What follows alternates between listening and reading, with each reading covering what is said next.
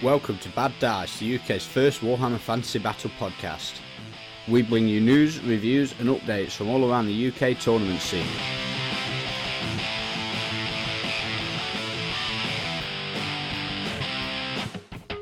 Your hosts are Ben Curry and Ben Johnson.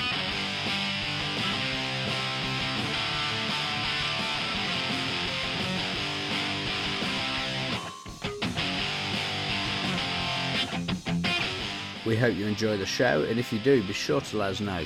You can contact us on thebens@baddice.co.uk or leave a positive review on iTunes.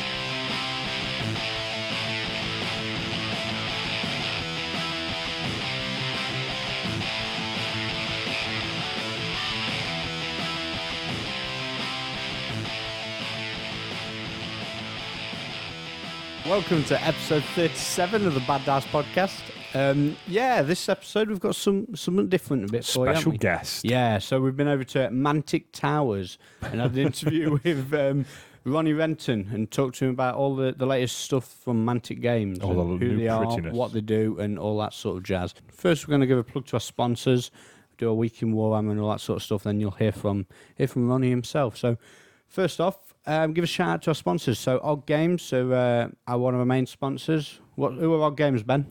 Odd Games are an online miniature selling type of people. Online store. Online store, that's the word I was looking for. Sell all sorts of stuff from the miniature world and board games as well, all sorts of hobby materials. And you can get 15% off any Games Workshop. 15%. Yeah, from anything that Games Workshop do, basically. And check them out. It's oddgames.co.uk. A good bunch of boys. Yeah, they've also got a forum, so you can go over to the forums and go over to the forums, give them some stick. Tell them we sent you. Yeah, abuse them a bit. In fact, enter a painting competition. Yeah. I keep meaning to do that, but keep not having time. Yeah, they do painting competitions sort of monthly, is it, or something like that? I think monthly, yeah. And so get on there and have a look. We've got a competition from Odd Games in this episode, but we'll talk about that. Loads of competitions. As we're on the way out. So yeah, competitions. So our other sponsors are Unseen Lurker magazine. We've got the new issue through our door today. What do you think? Okay. Again, we're going to talk about that in a bit. Yeah. Okay. Just okay. I've only had a quick flick. Yeah.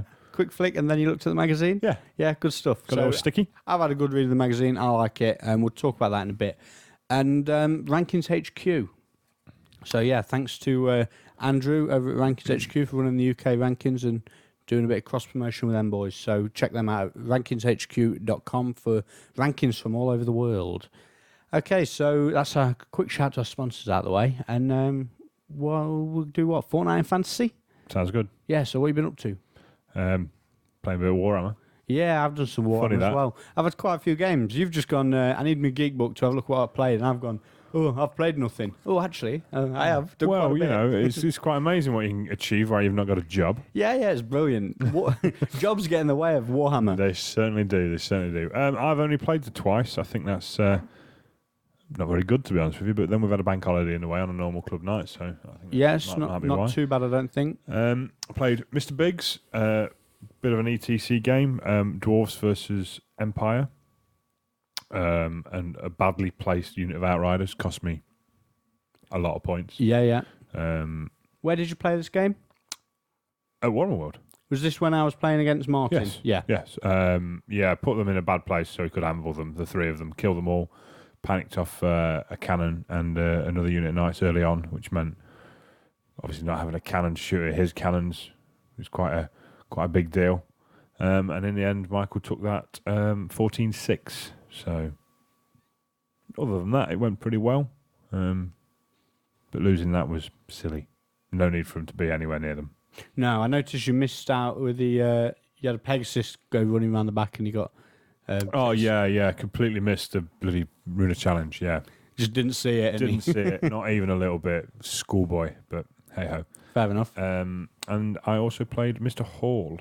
Got him to run some Skaven at me, but slightly different Skaven, no Tonka toys. No, just rats. Just lots and lots of rats. 3 units of clan rats and slaves, a couple of Giselles, Doomwheel, Cannon, a Grace here, which is nice. 2 engineers, BSB. Still don't like the Empire. No. Even if you take out the furnace and stuff like that, they're really susceptible to cannons. Do they not like taking panic tests?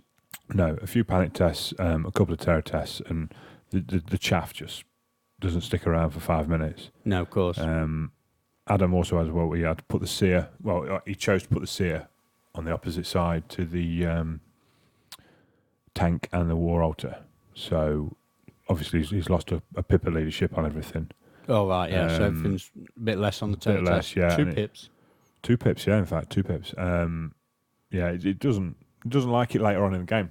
I found once it starts getting close range of things like Outriders, it just Yeah, because they take a rank off, don't they? They take a rank off and cause a panic test. Yep. And also things like your steam tank, I suppose you can drive into a position, steam gun, and then you can make it run away from the tank in the direction you choose. Yeah, through stuff. Them dying on the board edge as well was a big one. With the Giselles, because obviously he kept them back as far as possible.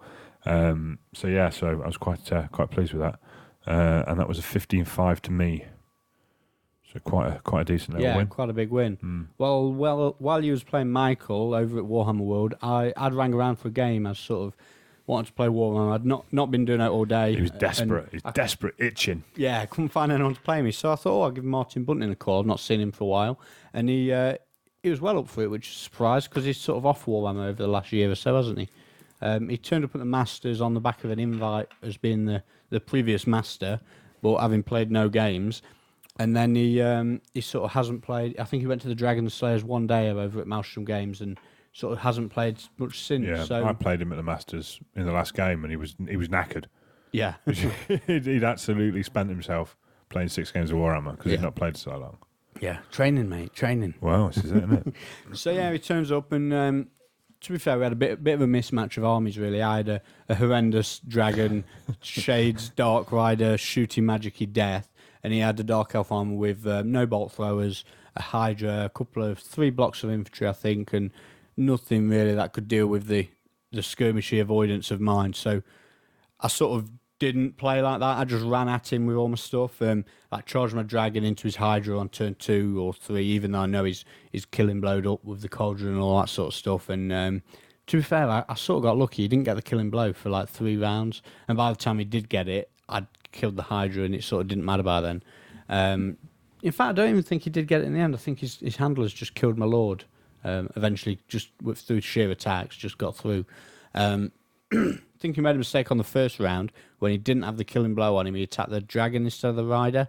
Was 7 attacks with hatred. He'd have got a good chance of. And I know usually you hit the dragon because it's not got a ward save, whereas you hit the rider, half of it disappears on a ward save and the armor and all that. So he rolled a bucket full of 4s to wound, which isn't enough. Whereas on the rider, that'd have left me with big holes in him. Yeah. Lots of saves to make, isn't it? So, like I say, just ran at him, chucked the chariots, the dragon forward, and all that sort of stuff, and got stuck in. And it was quite close. And then his spearman unit with a wizard in failed a terror test and ran off.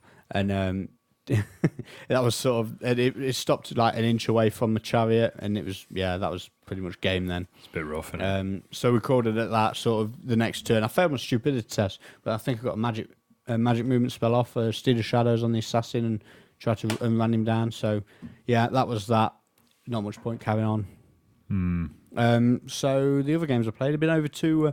I had a little Warhammer holiday.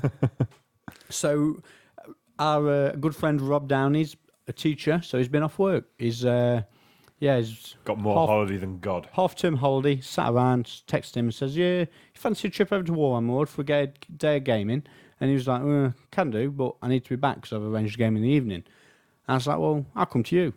He was like, yeah, that's fine. So my intention was drive up there, have a couple of games during the day, stick around in a bit and stick around at night and watch Rob play against Steve, and then head off back to Derby. So about a day later, I texted him back, don't suppose you fancy... Whoa. Go back. Okay. It wasn't quite like that, was it? You told me this on the Tuesday when we played at Warhammer World, and I says, you're going to Rob Downey's house to play Warhammer? He says, yeah. He says, you know you're going to be leathered, don't you? I says, what do you mean? I says, he's going to open the door to you at 10 o'clock in the morning with a glass of wine. And you went, might have to look into staying over, eh? Yeah. So Yeah. So I texted him and he was like, yeah, sure, I'll put you up. I need to be out early in the morning because he's going to watch the cricket with another Warhammer friend, Marcus Pitt. So they were off to see the cricket. So yeah, I went over, figures on one shoulder, crate of bud under my arm, and in I went. First thing he says, "Do you want a brew?" And I was like, sort of glad to stand at what I've got under my arm. And he goes, "Got some cold ones in the fridge." So that was it. It was like the hottest day of the year so far, and we sat in the sun drinking and went inside, played a couple of games of Warhammer. So yeah, my games. It was literally Demons vs Dark Elves, good old fashioned hammer the crap out of each other. It's brilliant. I love that sort of Warhammer. And literally was the first game. He just ran straight at me. Took a load of points off me early on, including killing my Dragon Rider with flamers. I moved into range, so he couldn't get out of the way. He shot me, and then he took the rider off the top with a stand and fire. But the dragon went in, did the flamers in 2 rounds of combat, and it was sort of playing catch up then. How many points can I preserve and get back over the next sort of 3 turns? And yeah, I got quite a bit. It was a good win to me in the end. I think it was a 14-6. But from the start, I thought, I'm up against it here. But yeah, later in the game, with 2 level 2s, casting Steed of Shadows on my assassin, and my assassin flying around, throwing Rending Stars at the Bloodthirster, got half points back on him. And yeah, it was quite good, quite a tough game, really tough game. And then the second game we played was after about 9 bottles of beer, and I made a huge mistake on deployment, and Rob punished me mercilessly for it. And then this time there was no coming back. I think I went down 17-3 this time round, and it was literally, he rushed into me, capitalised on my mistake of leaving both wizards in one unit that could be siren songed. And then when I chucked the dragon into the side of the Bloodthirster, thinking it's my biggest chance to get a load of points back, the Bloodthirster just beat the crap out of the dragon and broke my lord. So 2 turns I'd lost all my characters. Oh dear. Even then, it was still towards the end of the game. It was still looking like I could get a lot back from it, and then it just sort of fell apart. My assassin didn't do his job when I had to take a charge off some flesh hounds. And they just broke me in one go. I didn't do any wounds to him, and he got an eye number on me and ran me down. So he doesn't. Did you not have a stand and shoot, and then strike first? Yeah, a shoot. I think there was 5 wounds on the flesh hound unit, and it was a shoot, a stand and shoot, and a strike first. And I was hoping I'd do enough with my high weapon skill and that. I thought I might do enough to do more wounds than he could cause, and he wouldn't break me. But no, it wasn't enough. He ran straight through the assassin and into the shades behind it, and then into the bolt thrower behind that, and that was all me. If the assassin had have held him up for a turn, I think it'd have been closer to like a 14 or something. But the thing is, as well, doing 4 wounds with 2 rounds of shooting with Rending and Manbane, plus 4 attacks. 4 attacks, 5 attacks? 4 attacks. Not unlikely to do 4 wounds, is it? Nah, it comes down to the ward save. I think I got the wounds. It's 2s and 2s with the shooting. So you're looking at 6 shots, 5 hits, 4 wounds, a ward save, maybe 2. Yeah. So that's 1 dead flesh hand. Then he's got 3 wounds left when he gets into combat. Again, if I can kill one of them, he's got 1 flesh hand trying to attack my assassin, and depends what he rolls. As it was, by the time he got into combat, I think he did have 2 flesh hands. Yeah. I did a wound, so he still had 3 wounds, and I think he did a wound back, 2 hits, rolled a 1 to wound. Lucky he didn't kill me, but he ran me down anyway. And he double 1 because of the one number. on you, Yeah. So yeah, that was 2 good games, and then Steve Halliwell turned up in the evening, and we had a bit of a palaver ordering pizza, and we had a pizza, and I watched Empire play. How hard can it be to order pizza? Oh, you wouldn't imagine, right? So if you say to someone, "What don't you like on your pizza?" So Rob goes, "Sweet corn, don't like sweet corn." Steve goes, "Fish, don't want no fish on my pizza." So I go, "All right, I'll order a full house." Told the guy on the phone, "Don't want sweet corn, don't want fish." It's fine. Pizza comes, opens the box. First thing they both go, "Oh, olives. Why's it got olives on it?" Then they pick a slice up, bite into it. "Oh, pineapple. Why have they got pineapple on it?" I'm like, "Dudes, I've just asked you what you don't like." Why would you not want olives and pineapple on your pizza? I know. But anyway, I don't know, the strange northern folk. So it was great. I had a fantastic day with them boys, and then, like I say, Marcus came over in the morning. I give them a run over to the cricket, so they went and watched England in the cricket on Friday, and that was basically my fortnight in Warhammer. No painting? I've been painting Vampire Count's army. Okay, so I've painting. What have I done? 50 odd ghouls, 10 dire wolves, 10 wraiths. 10 wraiths? 10 wraiths, yeah, all plastic converted from flagellants with like double hand weapons and stuff stuff like that. Yeah, they like got big scythes, and I don't know where they. I didn't build them. You see, I bought the army built. I Yeah. don't know where you got the plastic bits from to make the scythes. 'Cause I've Tomb not King bits? seen them. No, I don't Chariot think so. Rider dudes. Well, there might be. I don't know. It didn't look like anything I'd seen before. Mm. Bear in mind, I didn't build my Tomb Kings neither, so I don't know. Yeah, lazy fucker, aren't you? Yeah. I've done some painting. I've painted a steam tank and I've painted a unit crossbowman. Excellent. Well, seeing your steam tank looks really good. Yeah, looks okay. And I built some rats as well. New army on the go. New army on the go. The most expensive, money-wise unit in the world of Warhammer, I think. Go on then. What's in your giant rats? It's 5 giant rats and a packmaster, Yep. because I really like them. But they're running over one of the old organ guns, the old metal one. Yep. But the giant rats aren't the plastic giant rats. They're the ones from, the 80s, Well, you can't buy anymore. which you can't buy anymore, which are giant, bigger than the clan rats. Yeah. I'm quite happy with it. I think it looks cool. I'm interested to see it painted. In fact, there's a painting competition on the Warhammer forum running from now till October, and there's multiple categories. It's called the Golden Squig, I think, or Yeah. something like this. Best Warhammer unit. I reckon you could enter that. Got a plan for that. You've already planned something, have you? Already planned something. Are you going to share it, or Nope. I imagine I know what it is. Yep. Yeah. Okay, maybe keep your eye out for that. There'll be some. Maybe you'll put it in the snake house section, eh? Maybe. On the forum. Maybe so. Okay. So, anything else you've done? No. So I went. Yeah. Oh, okay. Yeah. Put Blood Bowl on the Xbox. What do you think? It's just Blood Bowl. I've But not on the got it. Xbox. I've sort of lost interest in computer games because I've got that many games in my cupboard which I bought and played Yep. once. Yep. The worst one was what's that one on the Wii called? The Wii Sports Resort. So I bought that. I bought 2 of the extra sensitivity controllers. I played it for an afternoon and then Oh dear. that's it. So yeah, I've sort of give up on computer games. Well, I know what you mean because I've got Heavy Rain and Arkham Asylum. What's Heavy Rain? Is that the serial killer dude? Yeah. Down on the demo, played that, and me and the missus were like, "Wow, this is ace," because it's really different. Do you know what I mean? It's hard to describe actually. It's kind of almost like a role playing type game. Well, maybe not quite a role playing type game. But you don't control your guy like you control anything else. It's difficult to explain. It really is. If you've got PlayStation 3, download the demo. It's well worth it. It's very, very, very cool. I've just not had time to play it. No. Whereas Blood Bowl, because it literally is just Blood Bowl, you can turn it on and play a game. Do you know what I mean? Okay. Can you pause your progress in the game? Pass. Don't think so. No. But then, how long is a game of Blood Bowl? Oh yeah, I 30 suppose. minutes, 40 minutes. Do you know what I mean? So it's not bad if you've got, a spare bit of time. So how does that work with? So you, because there's 2 modes to it, isn't there? There's Yeah, there's- arcade mode and game Yeah, mode. there's classic and Blitz, I think it's called. The classic is just the board game, but with, computers, basically.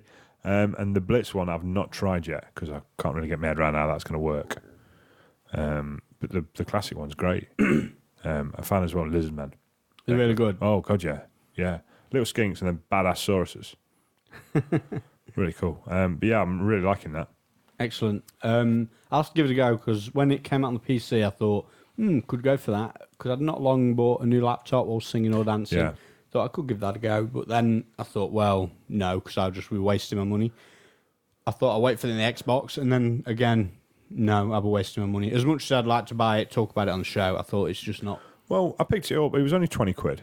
Okay, that's So not a bad price. I figured it's not a bad price. And again, because I didn't know this when I bought it, but having played it, it is just literally a game of Blood Bowl. So where did you get it for 20 quid? Blockbuster.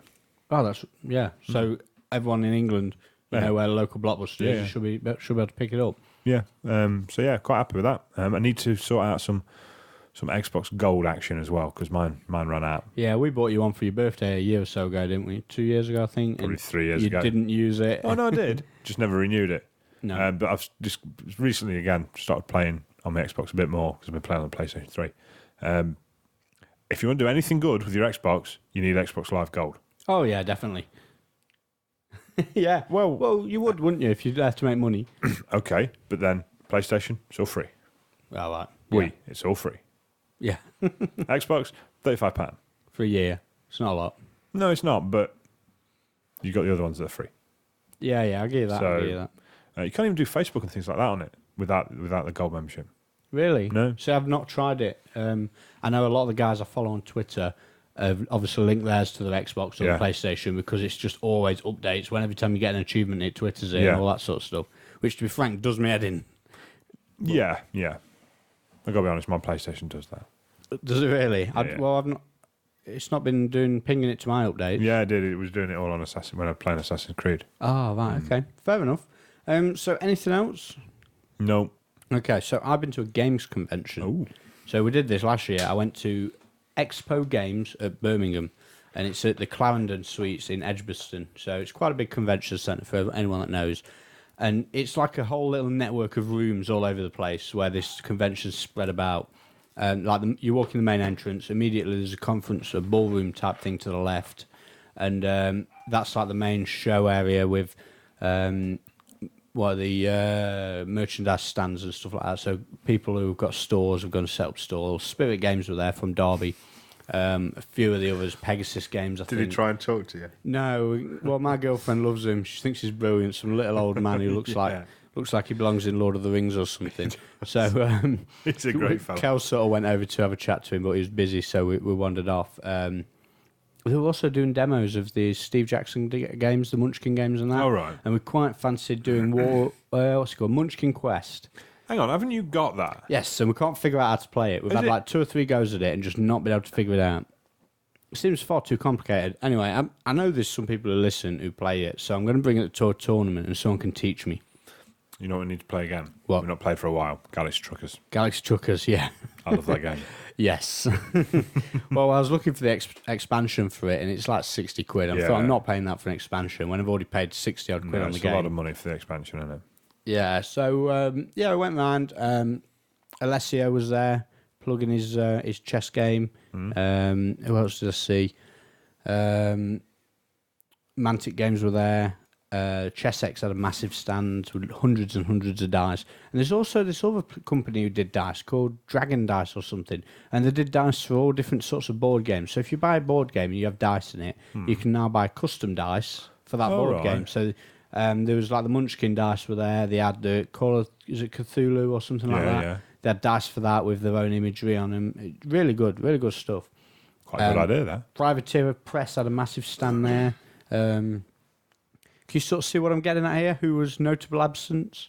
Yeah, they never are. No, so no Games Workshop. However, there was a big Privateer Press tournament, 64-player Masters event. It's called the Masters, but it's open invitation. Anyone can buy a ticket. Flames of War tournament. There was a small 40k one advertised, but I couldn't see it in action, so I don't know if it's cancelled for lack of interest or what. Loads of role play stuff. Yeah, it's a brilliant show. We went last year and loved it. And Yeah. I took the girlfriend as well, and she had a good time. You know what I mean? It's not like it was just what it was. It was really a bunch of sweaty games in a room. But you wander around, you can sit down at the table, and people who design their games teach you how to play their games. That's not. Yeah, And you can it speak does to the sound cool. designers. And I had a real good laugh. Now, the only thing that I did, which I sort of regret, was I went on the Sunday this year, whereas if I'd gone on the Saturday, there was like seminars. Alessio was there talking about games design. A couple of authors were there talking about book writing and RPG rules writing and stuff like that. And one of the things that I did pick up, which I've got on the website in front of me, it's a book called Fighting Fantasy. Well, it's a series of books called Fighting Fantasy. And I sort of started to talk to you about this earlier, and then thought I'll save your reaction for the show. Oh dear, this is going to be embarrassing, isn't it? So do you remember when you was a kid? Yeah. You was probably quite old when I was a kid, but used to get these books where you'd... I'm like 3 years older than you are. Yeah, it's a world of difference when you're 14. So you'd pick up the book and you read a paragraph and it'll say, blah, blah, blah, you can go up the road or down the road. If you want to go up the road, turn to page whatever. If you want to go down the road, turn to page whatever. So it's sort of a relaunch of that. That says them sort of books were interactive novels, they were known as, and they were big in the 80s and 90s. So these Fighting Fantasies it's basically a rehash of that. However, they've got some more bits thrown in. So like combat, you can fight combat against monsters and stuff. So as you go through the book, you have some dice with you, and when needed, you roll your dice to see what you get. And if you win the combat, you go to where you win. If you lose it, you go to where you lose. And it's Steve Livingston and Oh, sorry, Steve Jackson and Ian Livingstone. So the big, well-known name writers. Yeah. So yeah, I picked one of them. They had a massive stand and they were selling them for £5 each, and I picked one up basically. So it says, "Where's the guy was giving me all spiel about how it was? This is the new book. This is blah blah blah blah." And I'm like, "Which is the first one?" He looked at me like, "Why would you want the first one? The new one's so much better." I was like, "No, start at the beginning and all that." So I picked up the first one. Not started reading it yet, but I will have a go and see how I get on. And looking at the website, it seems like they've got iPhone apps to go with the books. So, Oh, right. So you don't need dice. You just you can have get the that app app to go and- through it. yeah, But yeah. I've not really looked into that. I've only looked on the website tonight. So if you want to check that out, that's Fighting Fantasy. I like the pictures. Yeah, the artwork on Like it. stark black and very. In fantastic. fact, they look like John Blanche stuff. Maybe not. Early Games Workshop. Early Games D&D. Workshop stuff. Yeah. Black line drawings. Yeah. Yeah, it's good stuff. So like I say, pick one of them up for £5, and that was all I bought at the show. Yeah. I went with the intention of I'm not going to spend a lot because it's so easy. You spread your wealth about then, Yeah. eh? She wouldn't let, would she? No. She says that's it. Yeah. No You've got a job, no fiver. spending. Yeah. Make it last. So no, to be fair, not a lot caught my eye. Yeah. Nothing that I don't know. There was no big launch, if you know what I mean. There's nothing there which was brand new out the box, not seen before, or Right. not that. Or would that have been the Saturday thing? It's not that. I mean, anything that I did see which caught my eye has been really good. It's stuff that I know about and it's Yeah. been out a while. Which, if I wanted, I'd have bought off the internet already. There was a few smaller companies' games which looked like there's this triangle thing. It was like a triangle sheet of perspex on a stand, and there's like 3 tiers to it, and it was like a game where you move balls between tiers, and it was just really, really weird. So I quite fancied playing that, but I didn't get round to it. What's up with you? Was it that? No. Oh dear. So no, it's loads of new innovative games from small-time games developers, and yeah, good show basically. Check it out. You check out the website. It's just Google Birmingham Games Expo or something like that, and it's all on there. So yeah, I think that's about my Fortnite fantasy. Oh, one more. Going Postal.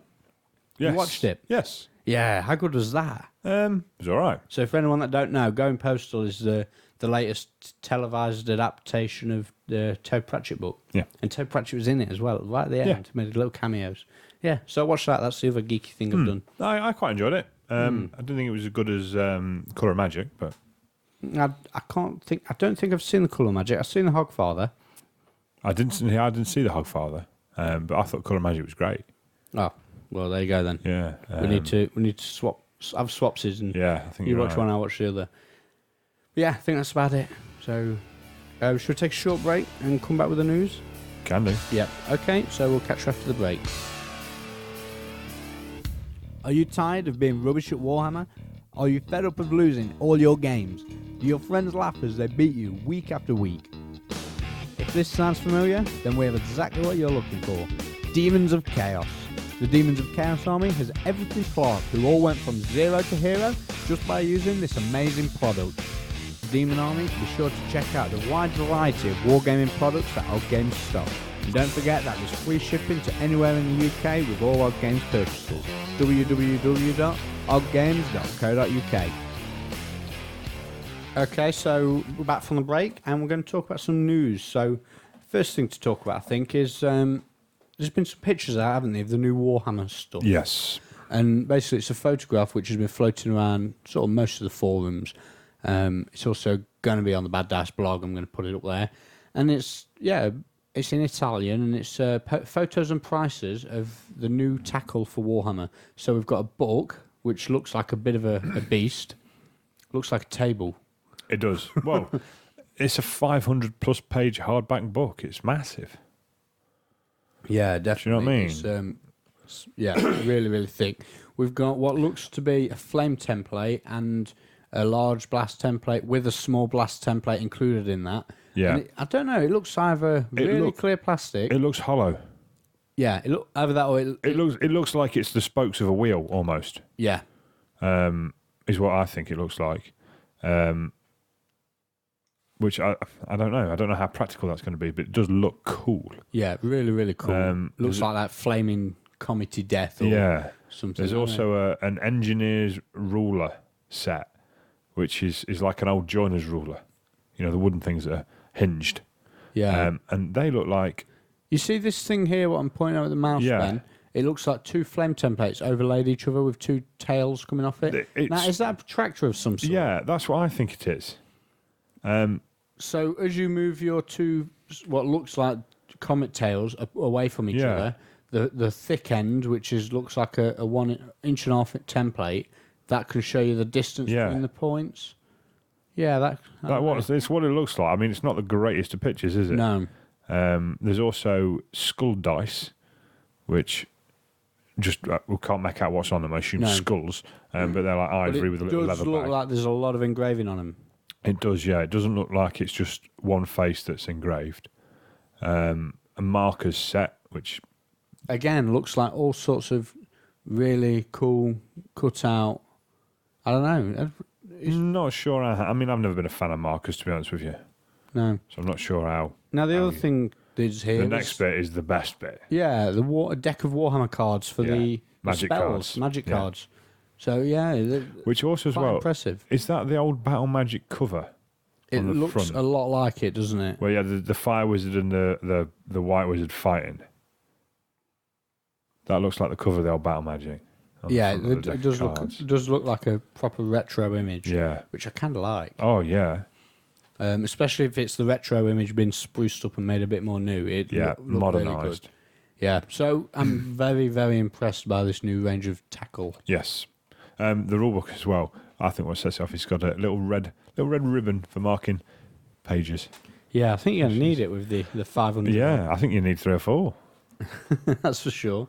Okay, so other stuff new from Games Workshop. Obviously, White Dwarf's been and gone, hasn't it? Yeah, White Dwarf. Came the day after the day last after we episode. recorded. Yeah, it's full of tanks. Yeah, basically spearheads here, so you can go and drop your Land Raiders from the sky and tank battles. Not much Warhammer in there. No, nothing.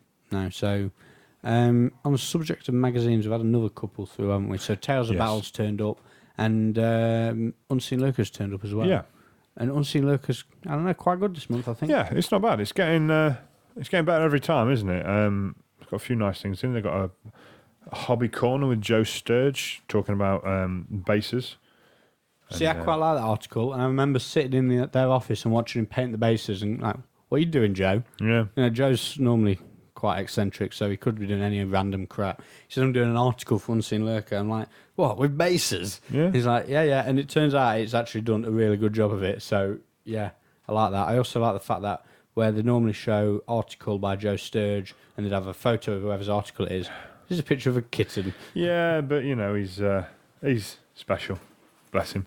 There's a Dodge the Dragon Tactica with Loke Anderson, which I've not read, but I'm sure will be interesting.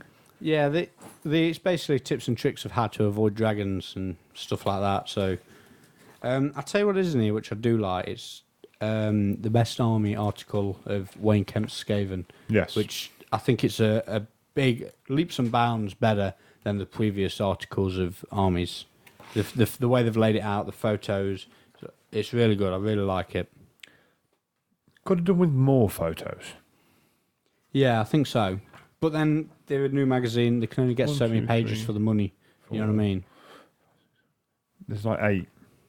Fair enough. But Which I think they've done a good overview of the army. Like yes. I say, more's always good. There's no whole army shot neither. No. Which is a bit disappointed with. It'd be nice to see them all in one go. On the inside front? Oh, no. No. The Doom Wheel. Big one of the Doom Wheel. Other bits in the magazine, they've got battle report between the Galea brothers. The Andrew Galea, who runs Rankins HQ, and his brother Jeff. So yeah, High Elves versus Dark Elves, sort of 3,000 point mega battle of just loads of men and monsters and stuff. So it's all good. There's a video game review of Assassin's Creed 2, done by Bobo's brother, which he rates it quite well, which I think he's probably right with. It's a good little game. I've not played it. You know, No. better than the first one. It's less dull. Let's do. Less repetitive. So yeah, I think good issue this month of Yes. Unseen Lurker. So good work, boys. Listen to feedback. That's for sure. Coming next, what we got next? Oh, Jedi talking. Yeah, ETC issue next episode. Is that what issue. it is? Yeah, so the guys are talking about the ETC and a few other bits and bobs in there as well. Event Spotlight, Summer Incursion, Jacob Scott's Tomb Kings. Are they the ones that? Yeah, did the ones for the battle report. Apparently, they've got loads of people asking for more photos, so they're going to take a load of photos of them and send them. That's over. the one with the genie as the tomb. Yes. Bone giant. Yep. Yeah.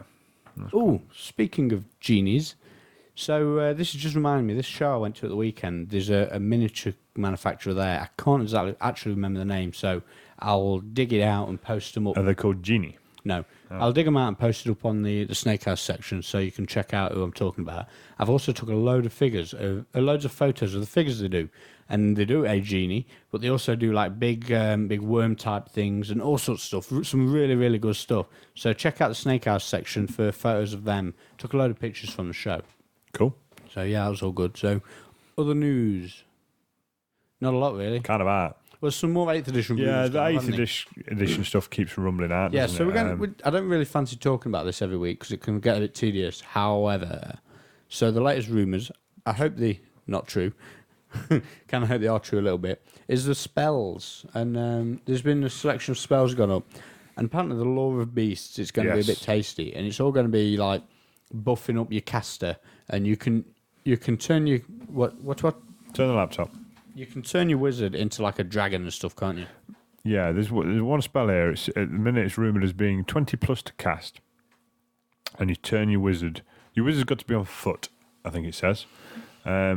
It turns it into a great fire dragon, which is weapon skill 8, strength 8, toughness 8, 8 wounds, 8 attacks, leadership 9, strength 5 breath weapon, 2 up scaly skin, terror, fly.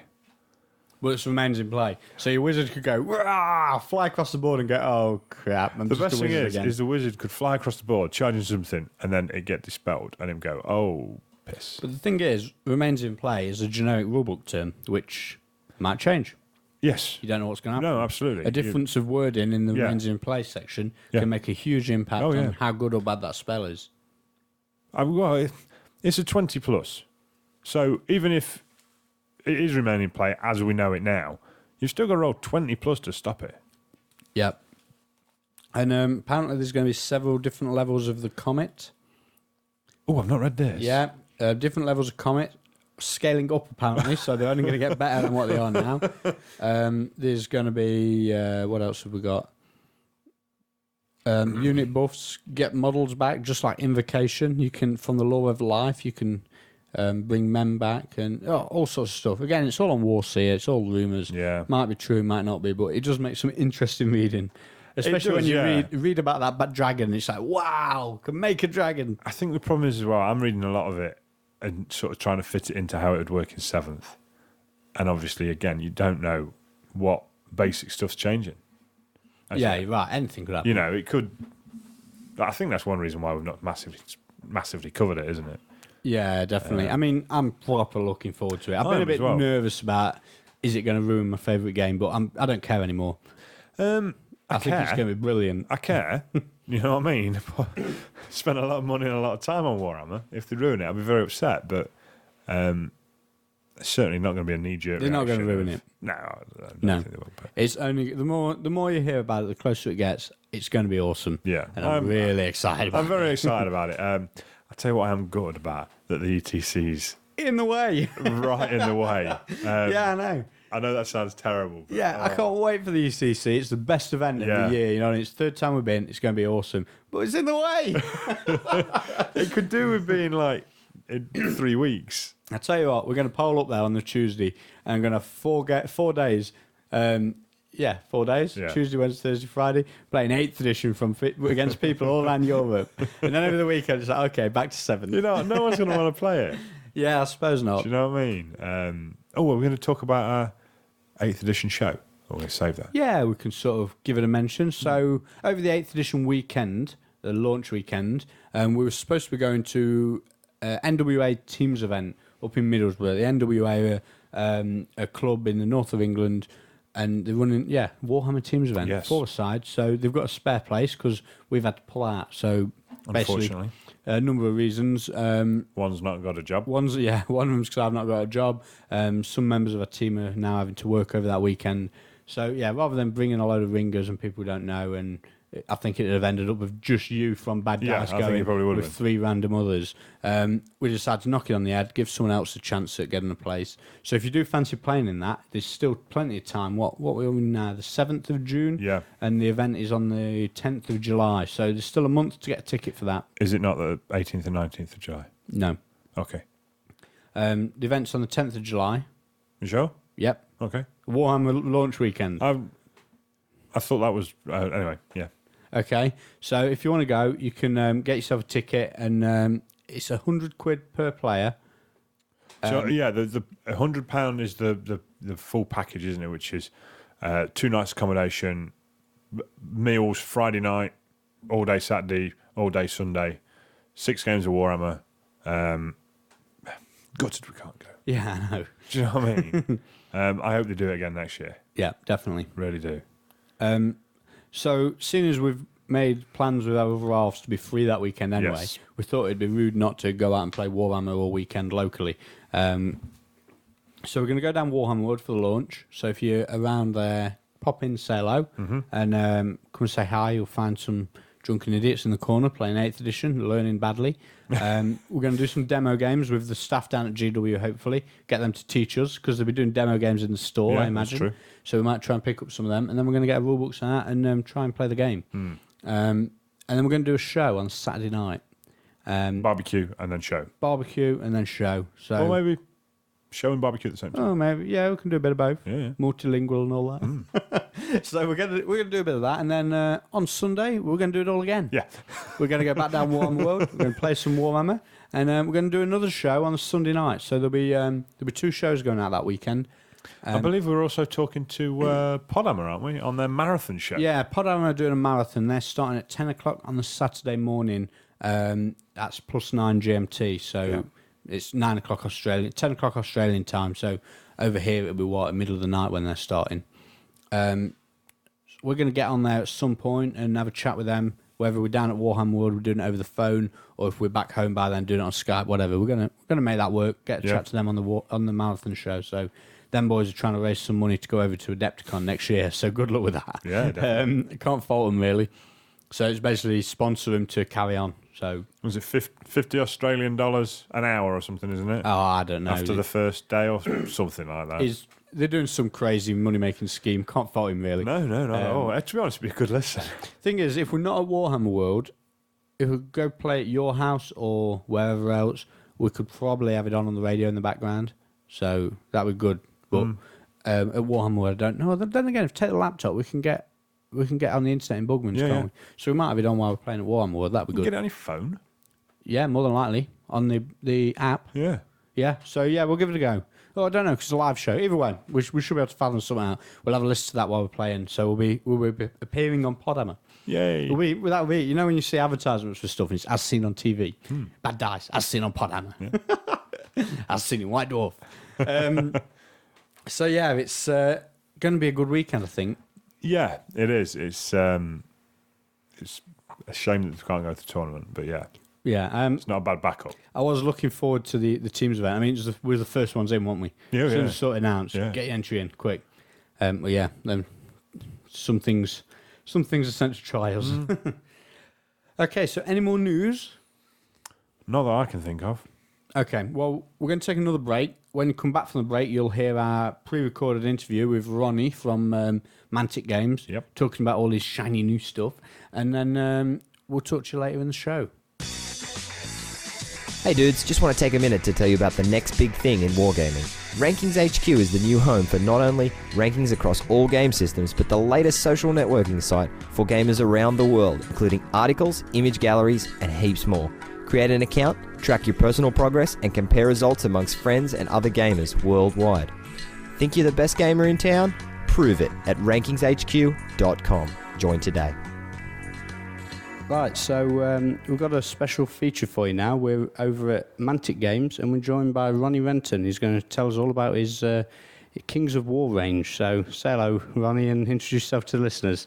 Hi, I'm Ronnie. I'm over here. We're, launched our first range about 6 months ago. We're just about to launch our third plastic range of minis anytime soon, within the next weeks. So exciting times. Yeah, good stuff. So let's start off by just telling the listeners what is Mantic Games. Okay. Mantic Games producing big, fancy battle armies at a reasonable price. We looked at how plastics had changed toy soldiering, looking at what was happening over at Warlord and Perry's and so on and so forth, and realised that when I first started gaming and collecting, too many years ago, what I always imagined was huge, big battles. Warhammer didn't exist at the time. Games Workshop was around and making great miniatures. They were doing their Alpar for licenses, and I used to go along to some of their events and shows, and they used to have these huge demo games on with hundreds and hundreds of figures on them, and that always fired my imagination, and that was always my first love. And so when I came here and was looking at what I was going to do next, I thought there was a real gap in the market for just really beautiful plastic miniatures that can go together. They can sub into other people's games, they can be small squads, or able to be built up into just huge, massive gaming participation demo games. So, an alternative choice. Yeah, so So when you decided you wanted to start a new company then, and you thought, well, we'll make some plastic figures so they can play big battles at a good price. Yep. How did you go about? How did you get on from the ground up then? Why did you get it running? Do you know what I mean? It's like how did you start a bank? Yeah. I just started a miniatures company. Yeah, it wasn't easy. Except it'd become a bit easier at the time I was doing it. Firstly, a good friend of mine, John Stallard, had set up Warlord Games, and he just made his Romans. So there was someone else out there doing quality plastics. So it's not a huge leap from Romans to elves, dwarfs, orcs, undead. So he introduced me to a few people and a few places. We then had the joys of trying to raise some money, which isn't easy, particularly in this day and age. But I think people could see that there is, obviously we all know, one big player in the market, and there's a couple of decent sized guys out there, but there isn't anyone else doing plastic fancy figures, fancy sci-fi figures, and I think everyone can see that there's room in the market for a second player. And First Love Toy Soldiers, there was people out there making quality plastics. I knew by working with Renedra we would get as good a plastic soldiers there is possible to have in terms of detail and in terms of delivery. So some of the big things started to slot into place, and they all started to roll from there. So is Mantic Games just you? Are you the boss, and is it just your Bossish. company? Yeah, no, I've got partners? 2 other guys that own shares in it and put some money in and also help out a lot. They've both got great experience. One of them's the finance director, an investor called Gareth, who stops me spending too much money on soy soldiers. Although I always sneak a few things past him, but tries to keep me sane. And then there's another guy called Chris Prentice, who's also has had experience with GW, and he could see the opportunity and has always been a kind of toy soldier fan as well. So he helps on the kind of other side running the operations. So they get free figures for life? Yeah, pretty much. And we've both got the sons of the right age as well now. So that's handy. yeah, they've been, for the first time, they're going to their dad saying, "Hey, Dad, finally you've got a cool job, rather than just being an accountant. Now you come home with soldiers." So Gareth's very pleased. Excellent. So to get all these contacts on that? What's your background in the hobby? In the industry? Yeah. Well, it started, as I'm sure it does with everybody, as a hobby. When I was 1981, I had an order in for the first edition of Warhammer, and loved it. Collected soldiers. They were metal then. They still had metal bases on them. Went on to work for Games Workshop in my holidays and joined them after I left university. And then ran a series of things. Ran the UK stores for a while, the UK business. Set up the business in Germany. Started the business off in Japan. And then in the last couple of years I was running the studio and some of the marketing. So worked on projects like Apocalypse was one of my ideas to to kind of take big battles. Big You battles. can see a theme here, can't you? And so, yeah, when it came to stepping out, you think, okay, let's do it for Warhammer. Let's do it for my first love, which was fantasy. And so we kicked it off here, and you started kind of delivering on that. So when you decided you were going to do this new range and you want to do fantasy-esque figures, and how did you get a sculptor? The first job is obviously getting the figures together. How did you go about doing that? Well, two things. John had used a guy called Bob Naismith, very talented guy, to his Romans, and was using him for the other stuff. So that was my first port of call. Is this Bob Naismith did some of the first 40k stuff as well, didn't he? Very first Space Marine. Yep. Did that Lord of the Rings Sauron figure on that big high chair with the eye in it. I don't remember that, mid-80s. I had that figure. It was a great figure to paint. So yeah, a lot of experience in it. We started talking, and actually people always say to me, why elves first? I intended to do dwarves first because that's my favourite army. But we drove down to Nedra one day, and in the car we were talking, and I said, well, I want to start with the 4 archetypes, the orcs, dwarfs, undead, and elves. The first 4 generic fantasy races. And we talked about them, and I had quite strong designs for the dwarfs. I knew how I wanted them to be. Similarly, orcs were a little bit more sketchy, but they were kind of coming together. Undead, actually a very strong plan. But the elves, I knew I wanted to go back and kind of capture that haughty, arrogance, but lethal. They're on a battlefield. They're here to fight. They're here to kill. And he came back the next day and had done a drawing, and I think it's been up on our website. It was one of the first drawings we used. We had really captured what I thought was an elf. An elf that's there just to really make a mess of it, and it didn't look human. It looked alien. It looked elven. Yeah, they do. You can tell it's not a man in some pointy armour. Right. Definitely not. Yeah, and so we very much. So that's kind of went with that. I said, okay, let's go with it. And it started from there. We then, it's then a real it's a challenge trying to turn concept art. So we knocked up a load of concept art into sculpts that represent and capture. And it took a little longer with the first one, and you always go back and forth as you find your way and how you're going to lay the tool out and so on and so forth. But I was really pleased with what we ended up with. We learnt a lot from it, and then it bounced into the undead, which we had a strong plan for, and a really huge generic race. And then actually it's quite nice to have got to do the dwarfs third when you're a bit more relaxed and you know what you're doing a bit. Yeah. I think we've smacked out the park with some of the dwarf stuff. Well, yeah, you were saying off air the dwarfs were your favourite one, the one you're looking at doing the most. So, what decision was there to put the dwarfs after the undead? We're just going good, bad, good, bad. Okay, fair enough. So really straightforward like that. And if you look at the boxes, all of the goodies face one way and the baddies face the other. I like that. So when they're on the shelf, they're always fighting against each other. So I do believe I've not noticed that. I like that a lot. Yeah. There's the small touches like that what set it off, isn't it? Yeah. So if you see a rat, you'll see the baddies face one way, goodies face the other. So elves first, and the posters. If you open up the boxes, they always come with a poster inside them, and you can push the posters together, and the pictures blend. So the elves and the undead, you push that together, and it's a battlefield. That's quite clever, that. Yeah, I like that a lot.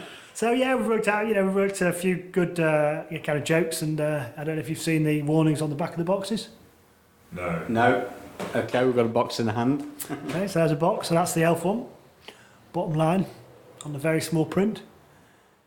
Mantic Entertainment recommends its products for humans aged 10 and up, elves aged 55 and over, and reminds all creatures, particularly orcs, that plastic is not a food group. Very good. Yeah, shows you've got a sense of humour. Sure, certainly. So there we are. So yeah, we get some of those jokes in, bring some fun in, and yeah. So what was one of the big feedbacks we've had from a lot of people when we've spoke about your products is that elves are quite small certainly compared to the Games Workshop ones. Yeah. They're probably on par with the Lord of the Rings ones. Very delicate looking. Yeah. Is that a conscious decision, or is that something just... No, it's very much a conscious decision that we wanted. If you take say the Lord of the Rings ones, they are humans because they're based on humans in the movie. Yeah. So we very much wanted to capture elves being a little bit more graceful, a little bit more nimble and agile and lithe. So we very much looked at taking them a little bit more slender, a little bit more thin. I think when you see the 3-ups, you can definitely see what we're trying to capture.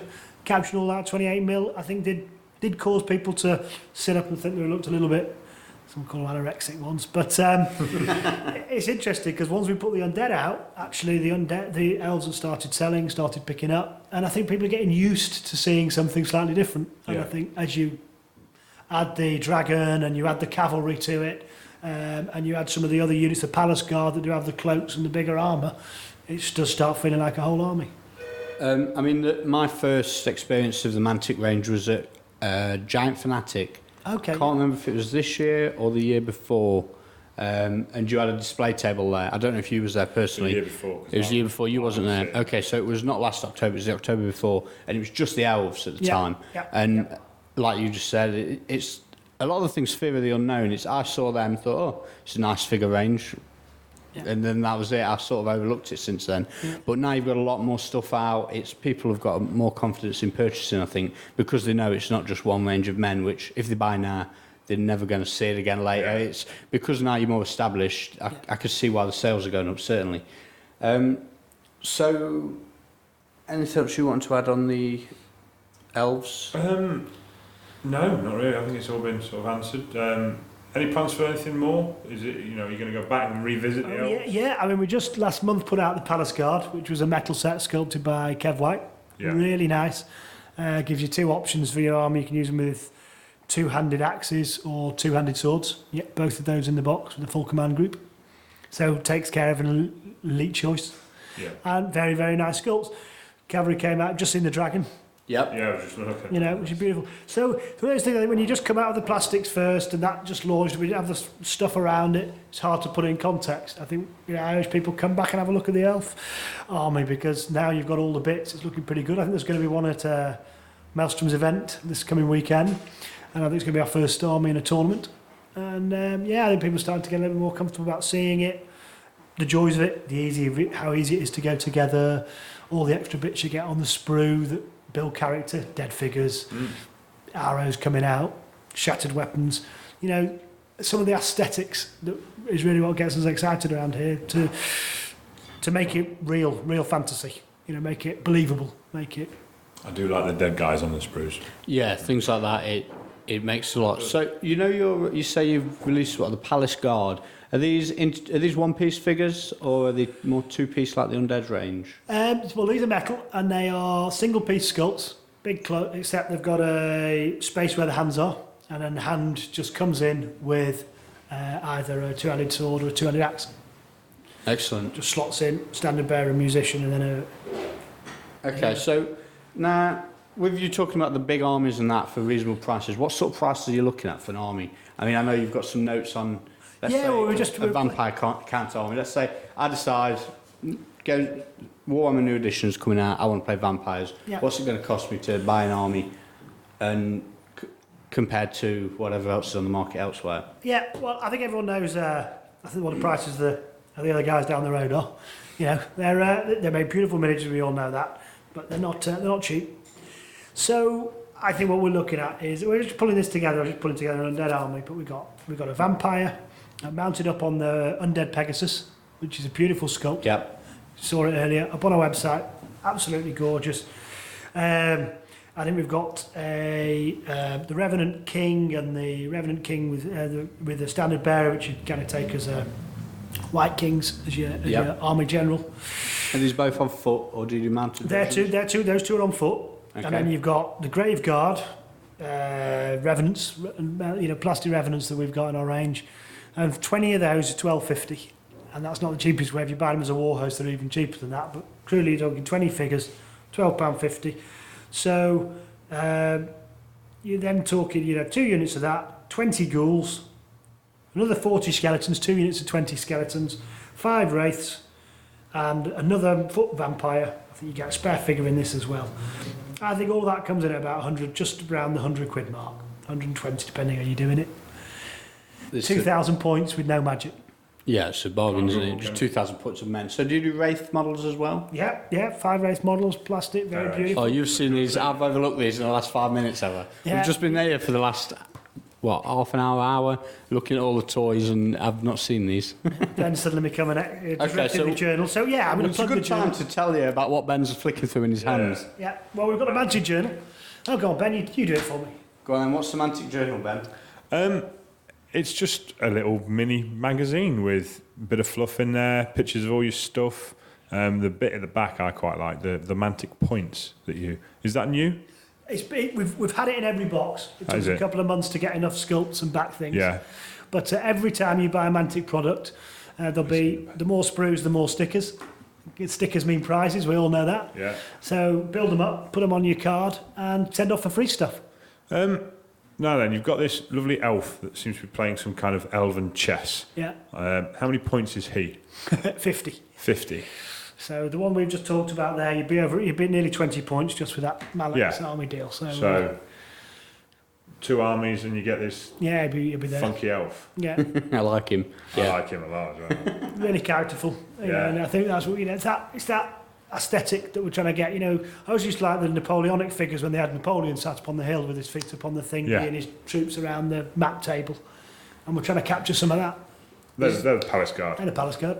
Okay, is this something you're going to be doing a lot of then, like bonus figures? Like you've got this, what's his name, Morgoth the Faceless, and you're going to be releasing a lot of these, or? Yeah, certainly smatterings. I think character adds, you know, we've got beautiful plastic, sensibly priced, and what you then need is the heroes and the premium pieces to just make your army unique, give it a little twist. Something nice for people to paint as well. I mean, I know a lot of people like to, you know, really paint their characters, but then maybe... you know, knock out the rank and file, which correct. Yeah, spray and dip, and away you go. What I do. Yeah, exactly. What I've done on my Empire. Well, it is. Yeah. It's true. Yeah. So yeah, exactly. And I think it's just giving us some characterful pieces, and also the attraction to painters. I mean, the only downside of having that thinking elves as a Mantic point is I know a lot of painters out there would like to get their hands on it. Just to paint it up because it is a lovely figure to paint. So I'm always walking that line that says save them as a Mantic points because it's really cool and exciting versus getting your products out. Get them out, put them up, painters range. We do the collectors range, we do the 3-up resins. That was going to be my next question. So I know you've seen a lot of all the promo stuff I see from you tends to be the 3-ups. It comes out first, photos of it. You've got the videos on YouTube, which I want to talk about later actually because I do like them.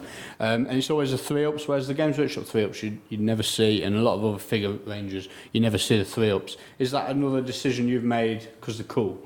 You know what I mean? Spot on. I mean, firstly, with the time, because we are new, literally, when you can see here, you're looking at the dwarf plastic sprue, and it's not a finished sprue yet. I mean, the toolmaker kindly let me have those so I could clip them off and start getting them painted. They are out in 2 weeks. Really? So there's 2 weeks between us having not quite finished cut tools, while it's going through the final process, and then the lead time is on the shelf. So I have to take the 3-ups and get them painted so I can have my sleeves done and my posters done. And we're getting better at that. I think, you know, with the elves, we did ourselves no favours with the quality of the paint jobs. We just didn't give enough time to do it and the photography. Whereas with the dwarfs, each and every figure on there looks lovely. So who have you got painting for you at the moment then? We've got a selection of guys. We've got Mama Vey picks up a few of the pieces and does some really great jobs, but they are. We've been looking at a few of them, haven't we? Yep. Very nice, but more one-offs. Then we've got a wonderful guy called Chris Straw, true gent, who now picks off the elf dragon. He does my colour schemes for the new armies as they're coming through, and we'll pick off the 3-ups to make sure that they're at the top level. Ibis guys will often chip in and help out and will always turn stuff around for us. And then we've got a guy, Conflict in Colour, up in Sheffield, who is doing some painting for us. And we're looking at a few more. We've got another guy that Touch Fingers and Touch Wood is going to have painted the new Undead Revenant Cavalry for us, which I saw his army at an event at Maelstrom and it was beautiful. So he's Who's that? a chap called Russ. Russ Veal. Yeah. Is it really? Okay, we know Russ Veal. He's kept that quiet. Yeah, well, I should have kept it quiet. I've blabbed now. So, Okay, we'll grill anyway, him. I thought his army was gorgeous down there. Yeah, it's Undead Army. Yeah. Oh, yeah, stunning. Definitely. And I just, when I saw that and I had these beautiful Undead Cavalry, I just think you've just seen that are just absolutely gorgeous. So what's that deal? You can have some figures if you paint them and take some photos. I'm not just start divulging that. Sounds like a good one to me. Okay, so one of the things you've just said, sort of in passing, with them was this guy helps you pick your colour schemes for your armies. Yeah. Now, what goes into that when you think, right, my next range is dwarfs? Yeah. What colour do I want my dwarfs? Yeah. How does that process work? A combination of two things. The first is if you see the range, the elves are predominantly white. Actually, they've got quite light silver armour, a little bit of green, but fundamentally for distance, it's a white cover. Look at the undead; they're purple. You know, very strong. There's all the magic running around. You can see it on the Magic Journal there, and it's across the war host with all the magic running out. So that's quite different. And then with the dwarfs, again, you wanted a different colour. So they've got red. There's fire, and they've got red and gold complement each other. So their armour's kind of brass armour, and then some of their magic is coming out in the redness. So they're going to, from a distance, look red, and then the orcs obviously are going to be green. And they're going to have a kind of smog, green kind of odour and a big rolling blanket of just stink kind of washing over them. So that should be good fun, and from a distance they'll be like bright green. So we think what's going to work as figures, what are the action figures going to be wearing, and also what's going to look like as a poster and as a picture and as a strong schematic. Excellent. So it's the dwarfs up next, and you said these are out in 2 weeks. So these are available for pre-order now? Yeah, pre-order on the site, the first set. Next week is Dwarf Week 3. What we do on the blogs is we kind of scoop the information together and then over 7 days just put 7 new stories up. Okay. So we're going to have the Iron Belchers up next week, which are the war machines. The war machine, you can either make a cannon with it or an organ gun with it. So it takes care of 2. And we've got a metal set that does a kind of flame belcher. They're coming up. We've got some photographs of the sharpshooters, some more concept art, some work on the engineers, which is another unit of heavily armoured dwarfs. And then a whole lot's going up for pre-order next week, including we kind of do these £50 and £100 deals where you get a whole heap of stuff and you can just straight off the bat stock, most of the way to a decent sized army. Yeah. A lot of people have been picking up Malax. Yeah. So what's in the initial dwarf range then? You say you've got. Okay. So this week, this month is the Ironclads, which are your basic dwarf troopers, heavily armoured, come armed with one-handed weapons, shields. Shields are separate, so you can model those as you want. Obviously, the famous dog, which is creating quite a bit of a. Is it getting onto all the sprues now, or is it just the dwarf ones? Well, there's been an animal on every sprue. Okay. So there was a cat on the elves, cat lovers, obviously. They had an undead dog or undead creature on the undead range, so you can go find that. And then obviously there's Churchill on the dwarfs. And the other thing, there's always a dead figure. There's also always a clue to the next army we're doing. So on the elf sprue there was a skeleton skull. On the skeletons there was a dead severed dwarf head. And somewhere tucked around here, I think I've already blabbed what the 4th army is, isn't I? But there's an orc head, an orc sprue too. So they're coming out. Next month, we've got the Iron Watch, which is a rifle and crossbow choice. Interchangeable on plastics again. Yeah, and I think the guy shooting is truly incredible the way we managed to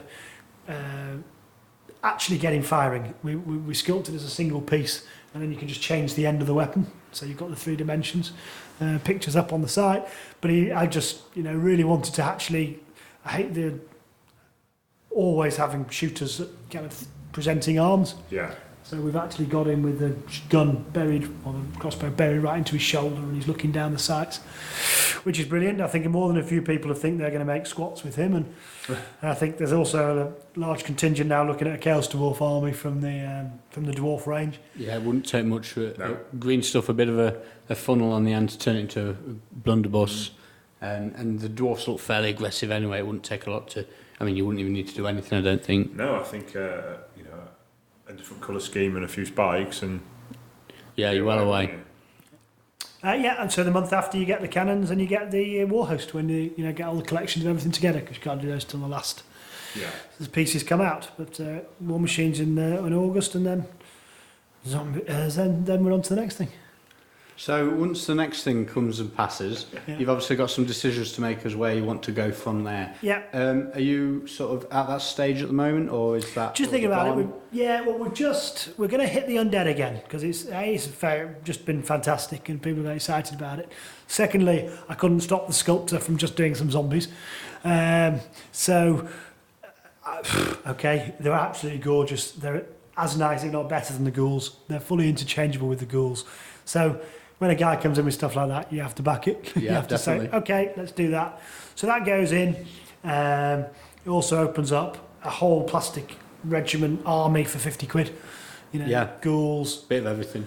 zombies, armoured skeletons. We've got the whole shooting match at that point. Nice big box of fun. Then we're going to play into the Orcs early next year. So the first bits might be starting to hit, might just squeeze them out, but crudely as we've done that. So we've actually got a couple of months where we can just quite put our feet up, but enjoy it a little bit. Yeah. Start getting it out. I think the problem is now, it's not the figures, it's not the quality, it's not the depth of range. I think you guys today have come in and seen it in a way you haven't seen before. It's getting it out there. We've got a show from now to every weekend from now till Christmas, and we want people on the website, we want people signing up for us, and getting a good look at it and deciding if it's for them. Excellent. So, in addition to the figures, you've also got a range of like modelling tools and paints. Tell us a bit about those. Again, trying to make the hobby as easy and as accessible as possible. We don't do blisters, we do boxes. So it's obvious to put the clippers and the glue, which is one set, in a box. Working with the boys down at Army Painter, we make very, very nice modelling tools and all that stuff. So we took the glue off them, put in a set, put some skeletons in it. We've also got a paint set. Two of those. We've got the undead paint set. If you're starting undead army, it gives you 6 colours: the bone, the black, the white, and the red. Yeah. All the colours you're going to need to paint them up, and a pack of skellies in there. So it also acts as a gift for someone if they're thinking of getting started or whatever. Yeah. Takes care of that. But if you decide to do an army, there's the colours you're going to need. Hammer, so you go in there. And we've got a fancy paint set, which is 9 colours, so your basic set, very nice brush.